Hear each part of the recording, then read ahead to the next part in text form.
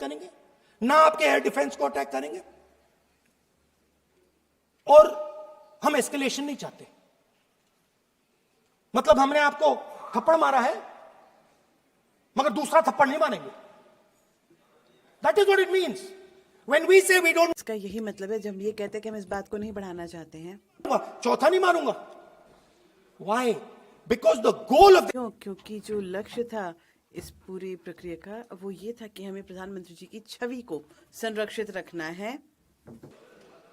Because he has the blood of the people of Pahalgam. क्योंकि पहलगाम के लोगों का खून उनके हाथों में लगा हुआ है, इसलिए जो पूरा हमने कार्यक्रम यहाँ पे किया उनकी छवि को बचाने के लिए किया था।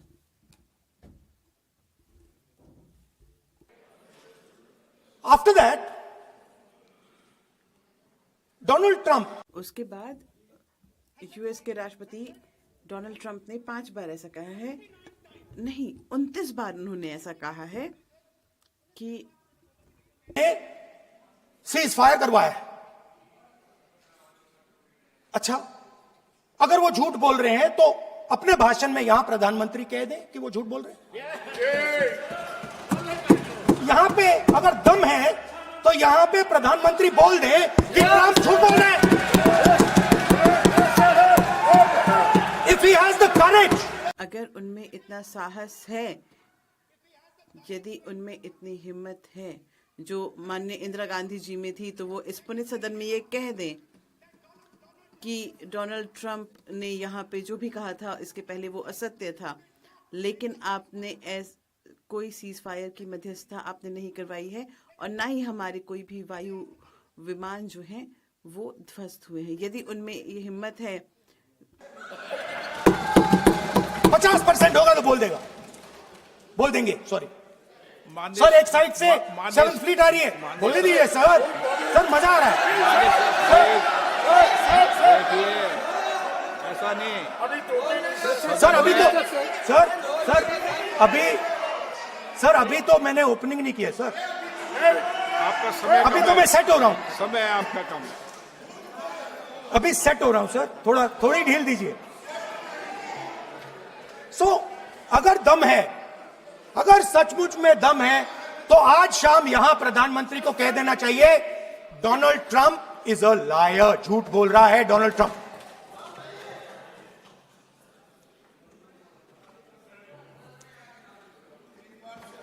सर एक नई चीज चली है, एक नया शब्द चला है, न्यू नॉर्मल।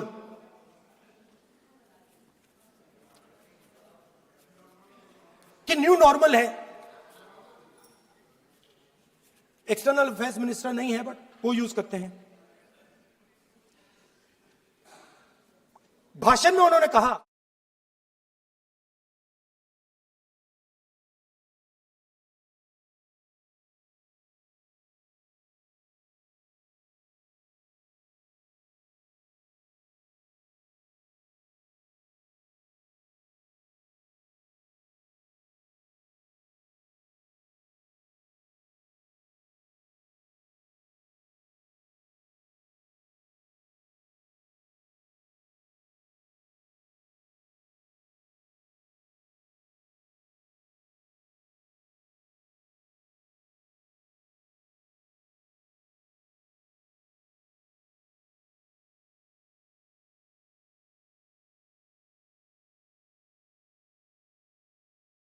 के समकक्ष रख रहा है। पहले जब यूपीए की सरकार थी, बिल्कुल स्पष्ट था कि पाकिस्तान जो है वो आतंकवाद की जननी है और वो उन्हें आतंकवाद को बढ़ावा देने के लिए उनकी निंदा करते थे। लेकिन आज एक भी देश ने ये नहीं कहा है और पाकिस्तान की निंदा भी नहीं की है। और एक बहुत ही रोचक तत्व और भी है, कभी कभी जो माननीय विदेश मंत्री हैं वो बहुत ही अच्छे से बात करते हैं और मैं चौंक जाता हूँ कि वो कहते हैं कि, और अब माननीय रक्षा मंत्री जी भी वैसा कहते हैं कि हमने पाकिस्तान पे प्रतिबंध लगाया है, आपने पाकिस्तान को रोका है। अच्छी बात है, लेकिन जो व्यक्ति पहलगाम के आतंकवादी हमलों के पीछे है वो पाकिस्तान का एक जनरल है, जनरल मुनीर। वो जो व्यक्ति है वो यूनाइटेड स्टेट्स के जो राष्ट्रपति हैं उनके साथ बैठ के मध्याह्न भोजन कर रहे हैं। हमारे प्रधानमंत्री वहां नहीं जा सकते, लेकिन जो माननीय राष्ट्रपति ट्रंप है वो सारे प्रोटोकॉल तोड़ के और शिष्टाचार तोड़ के उनके साथ भोजन कर रहे हैं, लेकिन हमारे प्रधानमंत्री जी ने इस पे कुछ भी नहीं कहा है। जो श्रीमान मुनीर हैं उनको राष्ट्रपति जी ने वहां पे आमंत्रित किया था। मान्य सदस्य, Now let me say what Donald Trump has to say. मान्य सदस्य, ये Speaker sir, सदन, let me say what Donald Trump मान्य has to say. सदस्य, ये सदन की संपत्ति है, Sorry, इसको sir. मत तोड़ो। सॉरी सर, गलती हो गई।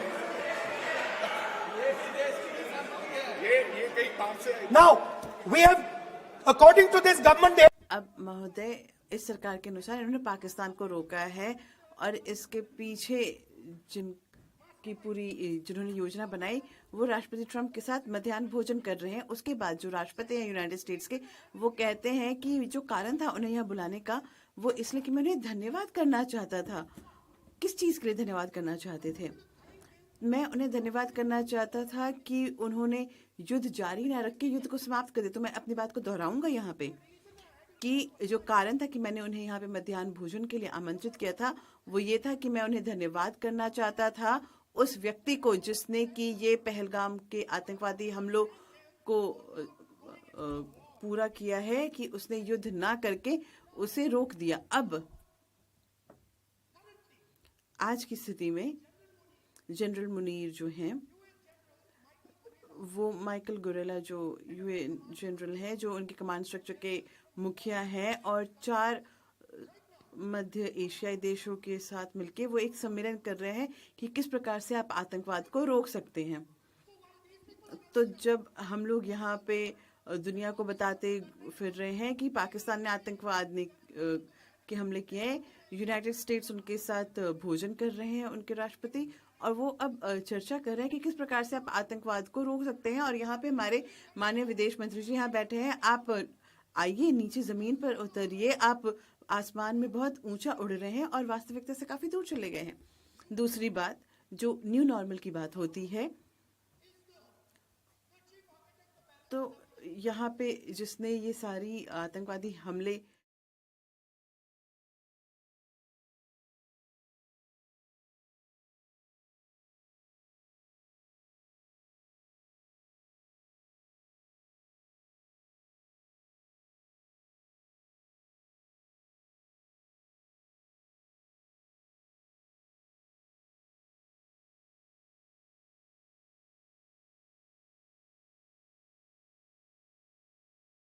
गतिविधि जो है वो एक आतंकवादी गतिविधि ही है। तो क्या आप समझ रहे हैं कि ये वक्तव्य से वो क्या बताना चाह रहे हैं? ये वक्तव्य जो है वो ये हमें बता रहा है कि कोई भी आतंकवादी जो अगर भारत से युद्ध करवाना चाहता है, उसे भारत में एक हमला करना है बस। उठा के दे दी कि भैया आपको युद्ध चाहिए ना, आप एक अटैक कर दो, युद्ध हो जाएगा। It's craziness. You have take, एक प्रकार का पागलपन है। आपने किसी को रोकने का जो पूरा योजना है उसे उलट पुलट करके रख दिया है। तो आज एक मिनट रुकिए, आप हंस क्यों रहे हैं? आप मुझे बताएं यहाँ पे कि अगर अगला एक आतंकवादी हमला हो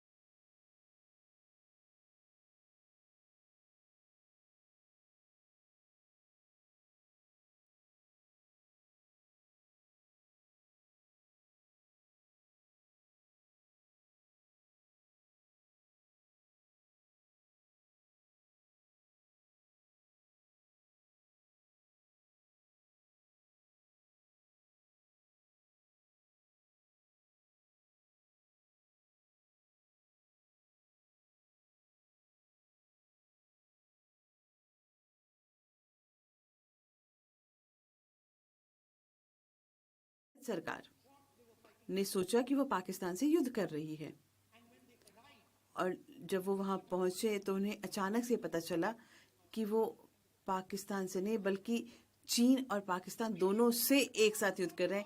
यानी जो पाकिस्तान की सेना है वो जुड़ी हुई थी, पाकिस्तान की वायुसेना जो है वो भी जुड़ी हुई थी चीन की वायुसेना और चीन की सेना के साथ। और न केवल इतना ही, लेकिन जो पूरी पाकिस्तानी वायुसेना है उनका जो पूरा तरीका था वो बदल चुका था। जो जानकारी उनके पास उपलब्ध थी वो पूरी तरह से बदल दी गई थी, वो भी बदल गई थी। और उन्हें जो भी जानकारी थी वो चीन के माध्यम से बहुत ही महत्वपूर्ण और कूटनीतिक जानकारी और सैटेलाइट से सारी जानकारी पाकिस्तान को उपलब्ध करा रही थी। और यदि आपको मुझ पर भरोसा नहीं है, कृपया मुझे 1 मिनट दें। यदि आपको मुझ पर यकीन नहीं है तो जनरल राहुल सिंह,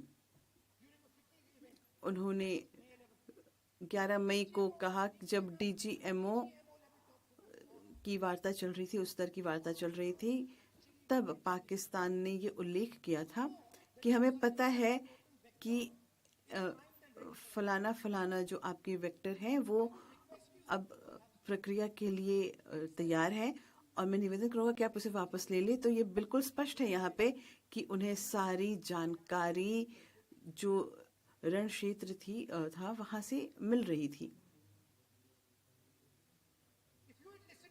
यदि आपने उस समय मेरी बात यहाँ इस सदन में सुनी होती तो आपको उन फाइटर प्लेन्स से हाथ नहीं धोना पड़ता। यदि आप उस समय मेरी बात सुनते और यदि आप ये कहते कि हाँ, चीन और पाकिस्तान मिलके एकजुट हो चुका है।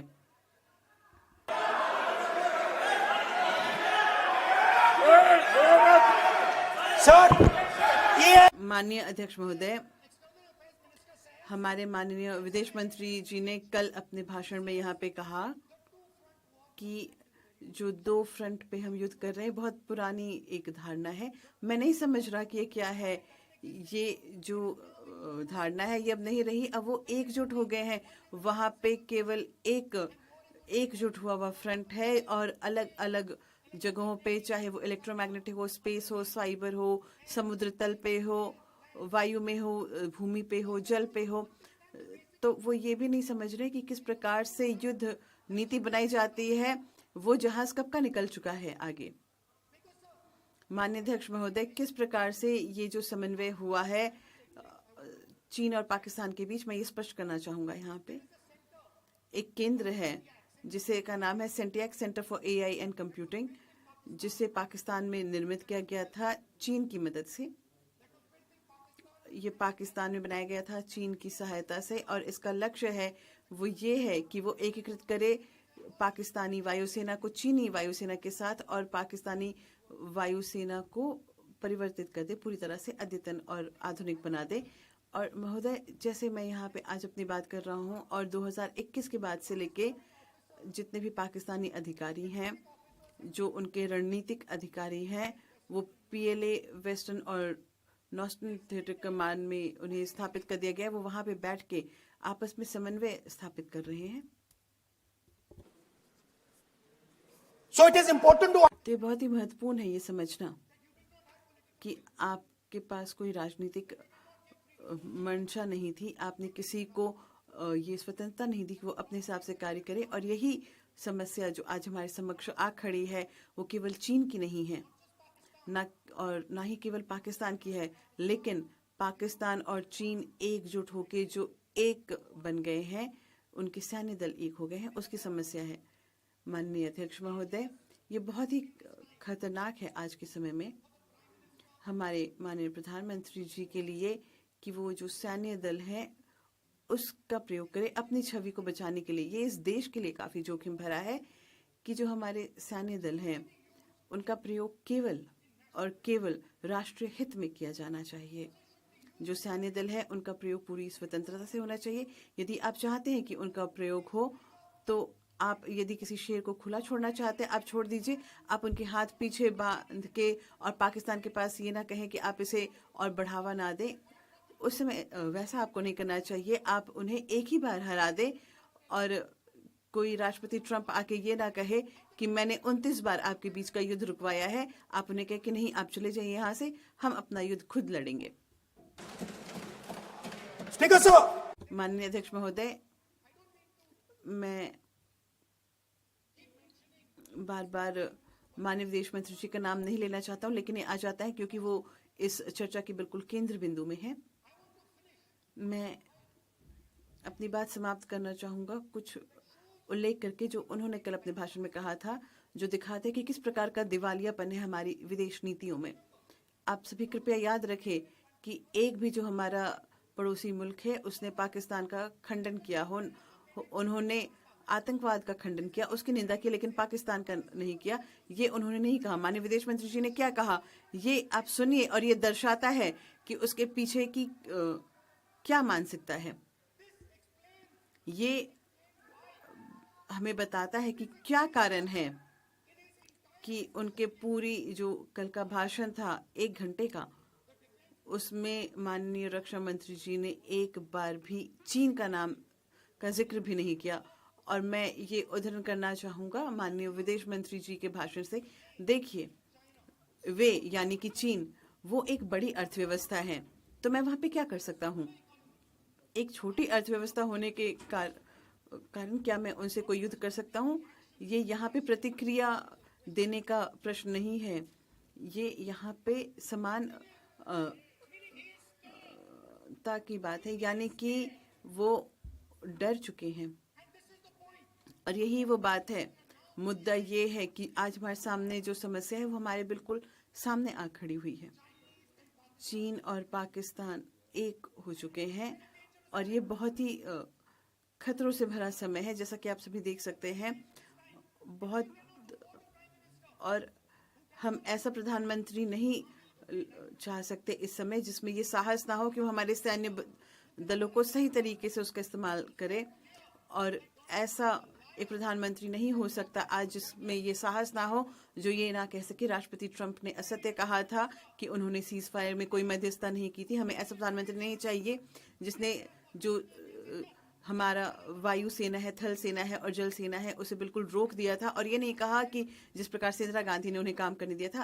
अध्यक्ष महोदय, मैं अपना वक्तव्य समाप्त करना चाहूँगा ये कहते हुए कि जो पूरी चर्चा हुई थी ये उन लोगों के बारे में थी जिनकी जाने गई है पहलगाम आतंकवादी हमलों में, और ये बहुत बड़ी त्रासदी जिससे मैं काफ़ी प्रभावित रहा हूँ। और कल भी जब आप हर चीज़ के बारे में बात कर रहे हैं, आप पाकिस्तान के बारे में, सारे विषयों के बारे में, लेकिन आपने एक बार भी उनका जिक्र नहीं किया जिनकी जाने गई थी पहलगाम में। महोदय, मैं अपनी बात समाप्त कर रहा हूँ। अध्यक्ष महोदय, Otherwise, you are not allowing, sir, LOP. Only this time, only allowing. Other time, mic is not allowed. sir, do not allow. महोदय, आप ऐसा ना करें कि भारत की जो छवि है वो एक युद्ध भूमि में बदल जाए जहां बहुत बड़ी बड़ी शक्तियां आके लड़ रही है। हमें यहीं से बच के निकलना है और अपने हितों का संरक्षण करना है। दूसरी बात, मैं माननीय प्रधानमंत्री जी से कहना चाहूँगा कि आपकी छवि से बढ़ के और आपकी राजनीति से बढ़कर और आपसे बढ़कर है हमारे देश, और हमारी सेना भी आपसे बढ़ के है, आपकी छवि से और आपकी राजनीति से बढ़ के है। कृपया आप ये समझें और आप इन्हें समर्पित ना करें हमारे राष्ट्र हित को और हमारे सैन्य दल को अपने राजनीतिक फायदे के लिए। यही मैं कहना चाहता हूँ। धन्यवाद महोदय। सभा की कार्रवाई